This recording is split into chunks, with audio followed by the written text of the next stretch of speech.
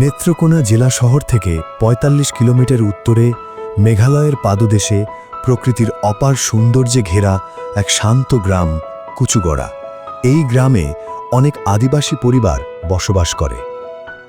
তাদেরই একজন রিমা সাংমা। অন্যের জমিতে দিনমজুর কাজ করেই চলে তার সংসার। তবুও তার সবচেয়ে বড় দুঃখ তার পৈতৃক ১৫ শতক জমি, যা প্রায় ১ বছর ধরে অন্যের দখলে। বাবা মা আমার জন্য একটাই জমি রেখে গিয়েছিল, সেই জমি অন্যেরা দখল করে নেয়। গ্রামের মানুষকে অনেক বলছি, সালিশ করছি এবং অনেক টাকা খরচ করেছি, কিন্তু বিচার পাইনি। তারা আমাকে উল্টো বই দেখিয়েছে।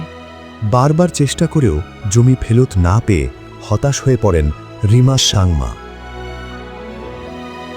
ঠিক তখনই তিনি গ্রাম পুলিশের পরামর্শে ইউনিয়ন পরিষদে গ্রাম আদালতের কথা জানতে পারেন, যিনি পরামর্শ দেন ইউনিয়ন পরিষদে গ্রাম আদালতে যাওয়ার।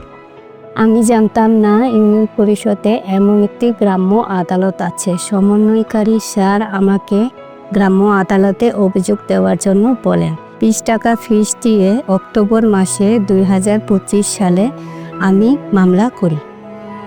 এরপর গ্রাম আদালত রিমার বক্তব্য ও দলিলপত্র দেখে রিমার পক্ষে সিদ্ধান্ত জানান। স্বল্প সময়ে স্বল্প করেছে। স্থানীয় পর্যায়ে খুব ছোটোখাটো বিরোধ নিষ্পত্তির জন্য গ্রাম আদালত একটি শক্তিশালী বিচার ব্যবস্থা।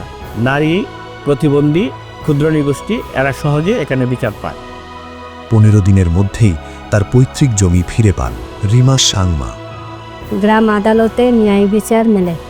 স্বল্প খরচে অল্প সময়ে প্রান্তিক মানুষের ন্যায় বিচার নিশ্চিত করছে গ্রাম আদালত।